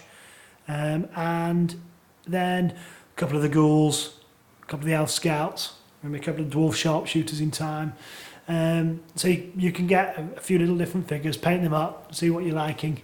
And Without it's a having great to splurge on a whole box. a whole box of anything, and we always know you get the first few wrong, but you can experiment with the colour schemes and what have you. So you can go either way. If you think, I'm definitely doing an undead army, pick the undead setup, start winning out a few of the skellies. You can trial out, you can get them into a unit. If you're a little bit more getting started in the hobby, I'll be picking up at Hobbycraft. This is a sensible way of being able to actually get some toy soldiers with your paint sets. So The other thing is, how about a Mantic store where someone can come in, play the games, buy figures, or are you going solely with online distribution and in other stores like Maelstrom, like Wayland or wherever? Well, the fundamental plan is it's about trade. It's about working with the trade customers and getting them another range out there. And we don't have any issues of having to defend our own stores. I think the stores are fantastic for GW. The staff are always lovely. They do look after you. But it's expensive, Yeah. So for us, we're trying to go the other route, which is use the money, plough it into the tooling, give choice. Reduce your overheads. Yeah, just so we can travel light. We're never going to be the size those guys are. Second place would be nice, but Never say never. you never know. So they might take off. We do have some ambitions. We do want to make things happen and get it going, but we don't see it down the store route. I think there's enough stores out there. I think the way that online's working, we've done a number of interviews, we do our videos, we do our blogs, and we just bring people into here, and we're trying to make, kind of Mantic Towers here, our shop front. Yeah. Definitely looking at some open days. We'd love to do an open day here in the summer. Take over the that was building. sort of my next question. If someone does really want to come down, have a look around, are they welcome? Can they get in touch with Always them? welcome. Yeah, drop us an email. Come on down. I think the Geek Nation tour's coming over to Nottingham, so we're trying to get them to come swing by here. So do you know about Geek Nation tours? No. No? Okay, this is brilliant. Oh, God. If they're coming here, it's a good plug. So Geek Nation tours is, I think they're based in Canada, and the idea is they fly to England, Well, they do amongst other things. The one that they're promoting at the moment is the UK tour, which is fly to England, you go to Bovington, you come to Mantic, I think they're doing Maelstrom, then GW and Games Day and a load of other stuff at the same time. And it's just a bunch of guys on a holiday with each other. Are they doing it on the flight or is it a cruise as well? I don't know. I mean, I was just really out of the weekend and I've seen Warren at Beast of War was signed up for it. So, they don't know about it. I mean, we're just trying to go ask them now to say, do you want to come down to see Mantic Town when you're in Nottingham? Yeah, it sounds fun. Yeah, It's a wargaming holiday. Are they all single? No, your wives are welcome in. They do stuff for your wives to do. Anyway, that's besides the point. We're here to plug Mantic, not Geek Nation. So, what about a rules set? Is this something you've got plotting in the future? Yeah, it is. I mean, there's a lot of people play, games out there, and at the moment we want it to be known primarily we're a miniature company. Okay. We're not. So, if I launched a 150-page rule book, and at the start, I think people would have then decided, do I want to do this or do I want to do another game? Yeah. And what we were saying is actually converting soldiers, adding units to existing force, having a different left flank, as a different commander. So we kind of resisted ploughing into rules, specifically so we could be seen as a toy soldier company. And I think that's what people are starting to get their heads around, and that's what we're doing, and that we're compatible. If you want to use our skeletons in D&D, go ahead. They're nice skeletons for D&D. If you want to play them in a tournament and take a 2,000-point army to a tournament, feel free. Is this where the choice of the basing came from as well? With the round discs that slot into the squares? Yeah, and when you're young, our war host is just a fantastic box of skeletons, and it's it's so much better than a Spitfire, which is what Dad's gonna get you. So we're trying to get it out there and say, you don't need a Spitfire, son. Buy a box of skeletons. They're a lot more fun. They're a lot cooler. At that age, actually, the old 20mm square bases is not the primary things. It's getting the stickers out and it's gluing them together. So you see our models, a lot of them are push fit. If you're a tournament player, you want that kind of simple, flexible, especially when you're doing a horde army like the Skellies. Yeah. Don't want 10-piece glue-togethers. At the same time, if you're a kid, actually you can clip one of our hammers off on a dwarf, you push it on, it's all an engineered fit, and you halfway together. Off you go, banging men together. You got it. So my 2-year-old and 6-year-old are already, big Mantic fans. I mean, the first thing you showed us when you came in was banging two men together. So, oh dear, what have we got ourselves in for? Oh Lord, yeah. We're in the right place. Okay, so if the listeners want to see more of this, where's the best place to go? Well, I mean, like I said, you can buy it from lots of places. Our site does two things. Firstly and foremost, it's about informing people about Mantic Games. So www.manticgames.com. Search us, sign up for the newsletter. We don't pester you too much. We just send a nice, polished newsletter once a week with interesting fun and competitions and dooberies on. I'd plug the Mantic Journal. It's £2.50.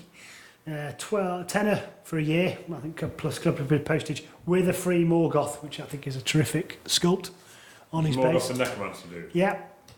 You see, Necromancer dude, I also thought, I looked at it and immediately thought Witch Elf Hag on a Cauldron of Blood, and the magic stood in the middle. The magic that's coming from its hands could easily double up as blood coming out of the cauldron, and so it's a multitude of things you could use it for. Very, really nice figure. I love it. So you can sign up for you can get this journal on your online store. Yeah, come to the online store. It's a tenner, like I say, and with the first one we're shipping Morgoth free of charge. And I I think people are now, when they're coming back to Manton, they saw something else came out, interesting. Well, they're coming back, and I think they're really now getting excited about collecting an army. And it's not a huge cost. It's something you can do in £12.50 bite-sized regiments. And so, pop along to the website. There's tons of ideas, thoughts, hobby material. You can download sections of the journal as well. Forum on there as well, isn't it? Good forum. I mean, obviously, we're pretty active now. We've just done Daka. There's communities getting out there. Warseer is going to give us our own section anytime soon. I think they've realised, like everyone, we're here to stay. So, giving us a section, we've got a lot of audience there. What about your YouTube videos? Because this is something I particularly want to talk about, because this seems to be the latest thing. I mean, obviously, we're doing a podcast. You see the Beasts of War guys are doing everything by video. I think Battle Foam did everything by video, and you guys are doing the videos as well, which is just another way of bringing your product to the hobby. Where did that idea come about? Was it just seem obvious to do, or was it? Yeah, kind of. Well, I mean, we've always fully engaged with the online. You know, this was our solution about talking to a large community. And then from the day one, we launched, you know, globally, America, Australia, you know, so you need that forum to get out there. So we were looking at it, and we used a lot of the web. And then there was a little camera, these flip cameras. It was like a high quality, high definition video. Yeah. And it's got a kind of sweet spot about 2 foot away, which kind of lends itself to an interview and showing what's on there. And it's just kind of grown from there. So we've actually got a couple that we did that was so rude that we just didn't dare show. But yeah, Any if chance there's enough of them making a way onto our Snake Eyes section? well, I'm sure we could talk about something. It's got me dressed up in a wig. But it makes the Price Rise video, which you have to plug. Mantic Price Rise, search on YouTube. It makes that one look tame. I tell you, we did the Mantic challenge using another company's figures. So the Mantic challenge is how long does it take to put a unit of Mantic troops together? What's the fastest time? And someone's got a unit of 10. I did about 12 minutes. And then people chipped bits off it. And someone actually managed to put units together in 7 minutes. Based, Excellent. ranked. And, Unit of what? Anything. Skeletons.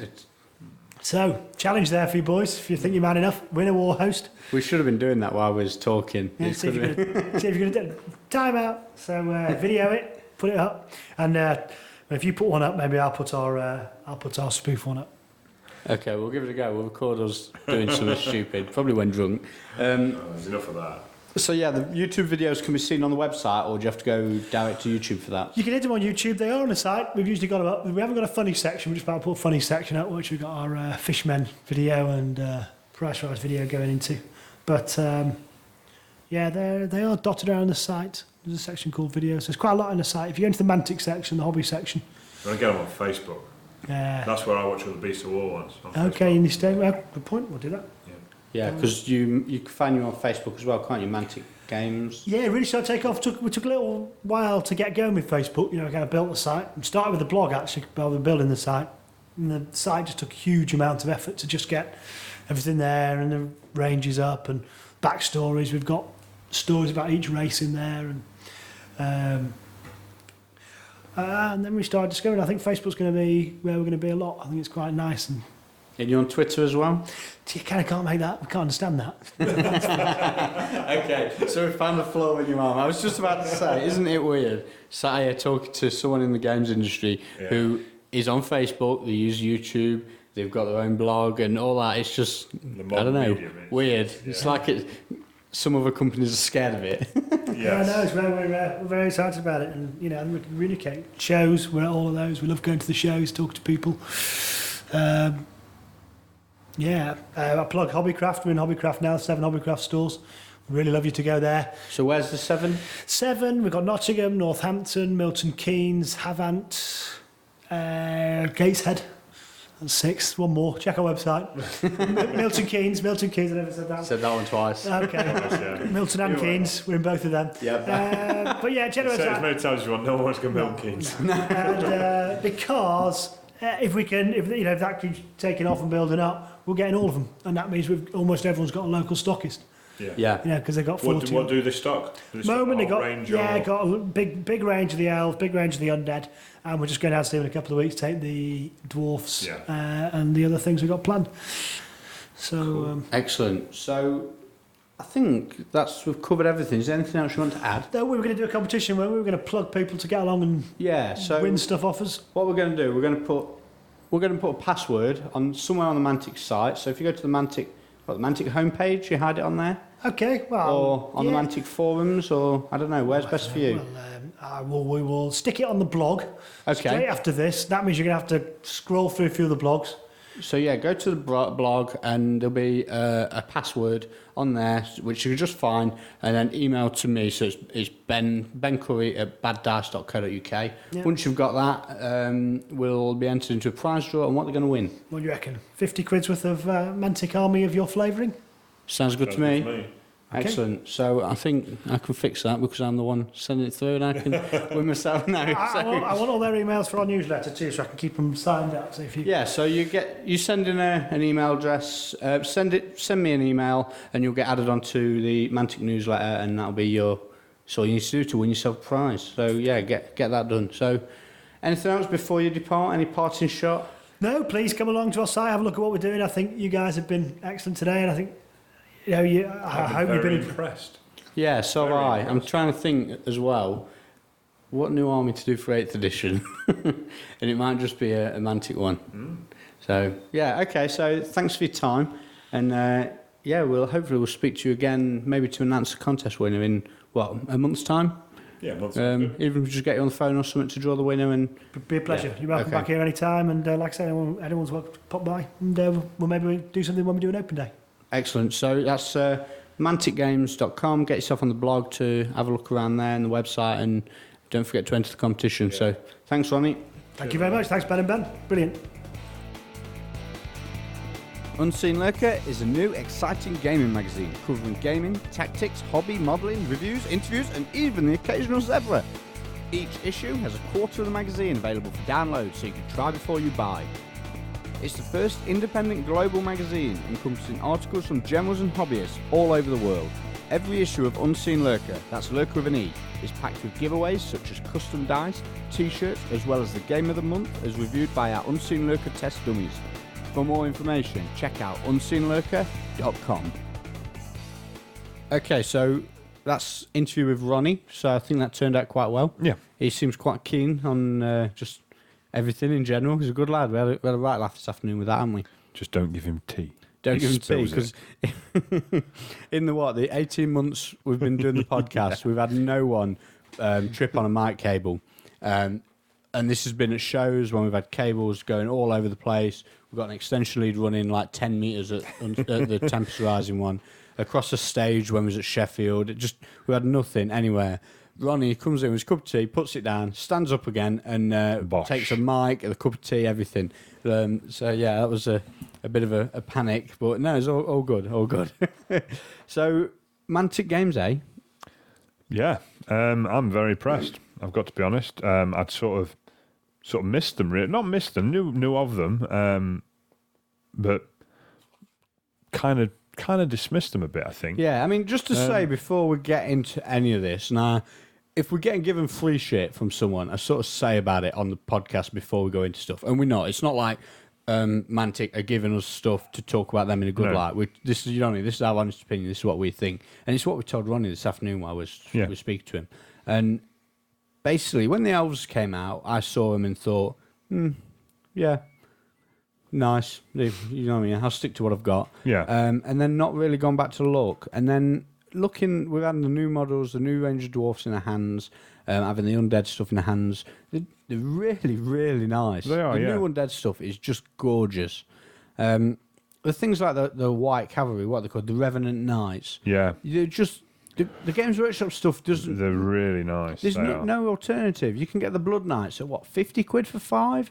Something like that, is it? Probably more than that now. Aren't And just they're just spot on. they? Yeah. Again, the elves came out, and I wasn't not massive high elf fan anyway. Never have been. Never done it for me. Sort of looked at them. Yeah, they're all right. A bit spindly, but hey ho. And then the undead came out, and again, because I'm not really looking for an undead army, sort of didn't pay much attention to them. But again, having them in my hands and actually looking at them, and I've got to say, I'm very, very impressed. And the price, you can't grumble. No, know I what I mean, mean? what have You you? get- You've just been reading them off to me. In fact, Well, you've just been saying this exact conversation. I Yeah. said, stop. We'll talk about it on the show because So you get, where do you start? Right, okay, you can buy, it's called Malek's Legion of Death. It's £100. You get a Vampire Lord on a Pegasus, on an Undead Pegasus, which is a nice model. You get a Reverend King and a Reverend King Battle Standard. So, generic white, I would imagine, Games Workshop terms. You get a Necromancer Lord and you get a female Necromancer. You get 5 Reverend Knight Cavalry. You get 40 Skeleton Warriors. You get 40 Reverend Warriors, which, again, Games Workshop equivalent is Graveguard. You get 20 Ghouls. You You get 2 catapults. You get a unit of 5 Reapers, which are effectively Wraiths. But the Wraiths are really nice models, the Reapers are. Massive, massive halberds. Really nice dynamic pose as well. You get all the bases. You get 16 Mantic points, which I was really impressed with the Mantic points. So you collect, Yeah, you kind of like this, didn't you? yeah, you collect stamps, effectively. Do you know what I mean? Like there's this little magazine that he's got called Mantic Journal. You get 1 free in this. You get 16 in this £100 box set. I don't know what else you get in the other box sets. And basically, you stick them on this piece of paper that you can download off their website, send it in, tell them what you want. Gifts are available in 10, 25 and 50s, including mugs, key fobs, metal champions, troop boxes, signed posters, etc., etc. And one of them is, we spoke about this in the interview, didn't we? This ace little elf dude playing chess. Yeah, it's which just a dead cool model. Yeah. I'm really impressed by that. And yeah, and the dwarfs. Dwarfs are great. Yeah, I mean, so I'm on the Games Workshop website. As you're talking about this, I'm on the website. So I've got, what have we got? 2 boxes of ghouls. So that's 20 ghouls. Yeah. Or is it 40 ghouls he's giving? 20 ghouls in this. 20 ghouls. How many set? skeleton warriors? 40. 40. So that's 4 boxes of skeleton warriors. So add that to my cart. What else have we got? Effectively 4 Graveguard. 40 Graveguard. 40 Graveguard. So it'd be 4. Okay, so I've only counted 2. So 2 more Graveguard. Where's my Graveguard there? Look, 2 more Graveguard. And what else are we after? A guy on a Pegasus, which is supposed to be Abyssal Terror. I've already added Have you him. done that? A white on foot, 2 whites on foot, 2 necromancers on foot. Okay, so I've already added 1 character on foot. So let's have a comrade in there, and let's have just another vampire on foot. So I've added that to my cart, and on the Games Workshop website, that's come out as 219 quid. I mean, you can go to Odd Games and you can get, 15% off that. So that comes in at about 180 quid. And from these boys, it comes at 100? It's £100 before. And if you go to Odd Games to buy that, you get 20% off at Odd Games. So you're getting it for 80 quid. I mean, yeah, you can argue about the quality. And I spoke to Ronnie about this. I think, Games Workshop's better quality. But is it twice the quality? No. Do you know what I mean? No, not in a million years. Twice the quality is then they're not. No, when you're comparing the elves to the elves, the Games Workshop have a look. You know what I mean? It's the Games Workshop elves. Oh yeah. The elves are a thing in their own right, aren't they? I think the elves come down to a different taste. If you prefer the Games Workshop look, you're not going to like this Kings of War range. But they do look good. They look very good. Them 3-ups we were looking at was stunning. Yeah, And but I once think you the 3-ups didn't really scale down to... I mean, Ronnie was telling us that, didn't he, off the air, that he perhaps should have made them slightly bigger. But the 3-ups do look awfully cool. They look stunning. And then when you look at them all together on their own, take the context of the Games Workshop ones out of it. Yeah. They look awesome. Yeah. The only problem you get is when you try and compare them to the Games Workshop. To be honest as well, when you compare them to the Mantic Undead as well, I think. The Mantic Undead compare well to the Games Workshop Undead, and you could mix them. Yeah, Mix definitely. Them. And with 8th edition on the way, and you're talking 50-man units, and if rumours you're hearing are true, then, you know what I mean, 50 men, 50 Graveguard is what? 100 quid. Well, again, from these, the Undead War Host, 20 Skellies, 20 Reverend, 10 Ghouls. So it's 50 guys. Oh, and a catapult jobby. So it's 50 guys and a catapult for 30 quid. Yeah. And that's RRP. Do you know what I mean? That's before you've gone to Odd Games, before you've gone to anywhere, before you've spoke to Mantic and said, look, I want to buy an army, can you sort me out? Which I'm sure they will. Pretty sure they would. Don't quote me on that, but yeah, I'm thoroughly impressed, and having seen the dwarfs and the stuff that's coming for the dwarfs, very, very impressed. Mate, them dwarfs. Yeah. I mean, we've took a load of photos. We've been down there. I'm like, what can I photograph? He's like, photograph what you want, everything. I was like, well, there's the oak you've not released yet, and you don't want me putting up. And he's like, yeah, probably, but forget it. Take what you like. It's brilliant. So yeah, I mean, we've sung Mantic's praises enough, I think. So don't forget about the competition we've got running. So get yourself over to manticgames.com. head for the section of the website which holds the blog, and somewhere on the blog will be a password for what you need to then email to me. So email it to bencurry@baddice.co.uk. Put the password or put whatever in the subject heading, and we'll stick you on the Mantic mailing list so you can get some more information about that.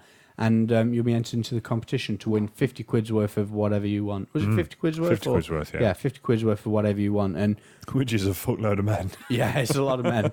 So that's running for, did you say a month? So 2 episodes? Yeah, episode 39 will reveal. So you will get Ronnie back on for episode 39. So we'll plug it in this one, plug it in the next one, and we'll reveal it the one after that. Yep.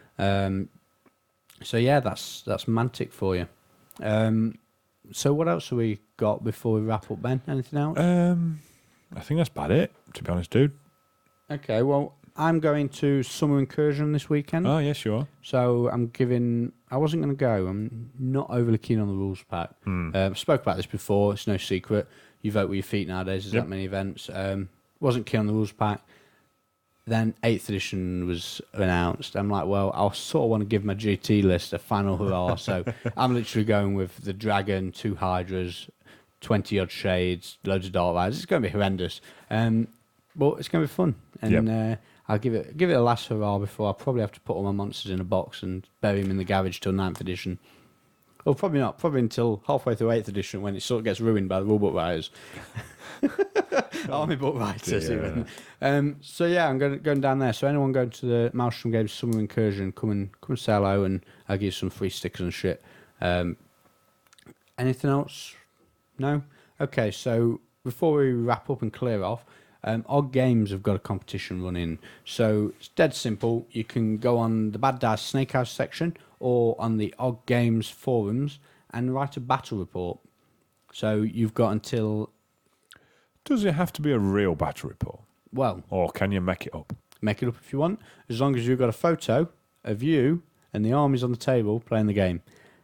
That was what Ollie put in as the way to prove that it's a real battle report. So if you want to copy and paste a battle report off the internet...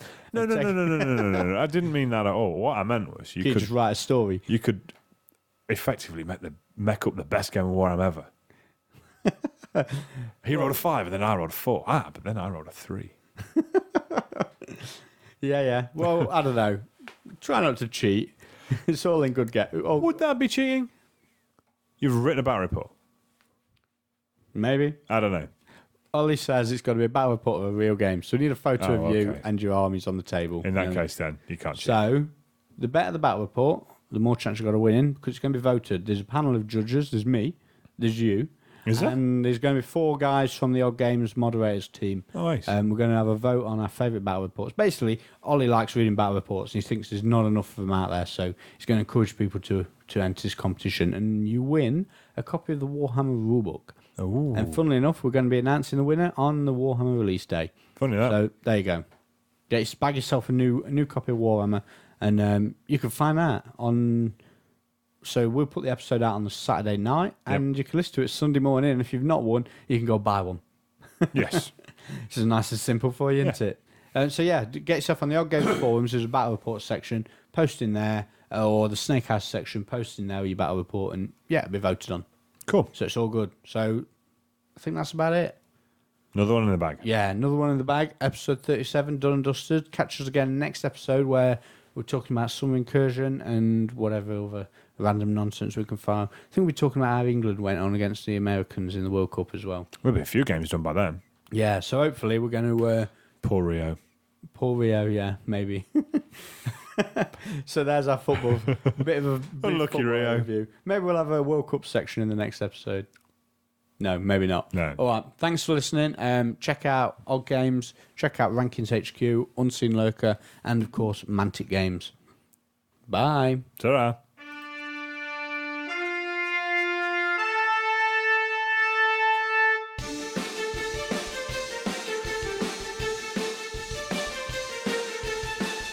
The preceding podcast was brought to you by Ben and Ben Productions.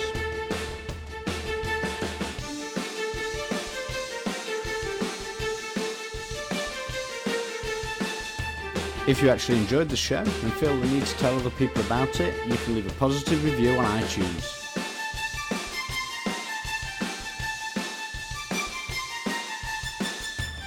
can contact both your hosts at thebens@baddice.co.uk, or you can contact us individually on Ben Curry at baddice.co.uk or Ben Johnson at baddice.co.uk. So thanks for listening, and we'll see you on the next episode of the Bad Dice Podcast.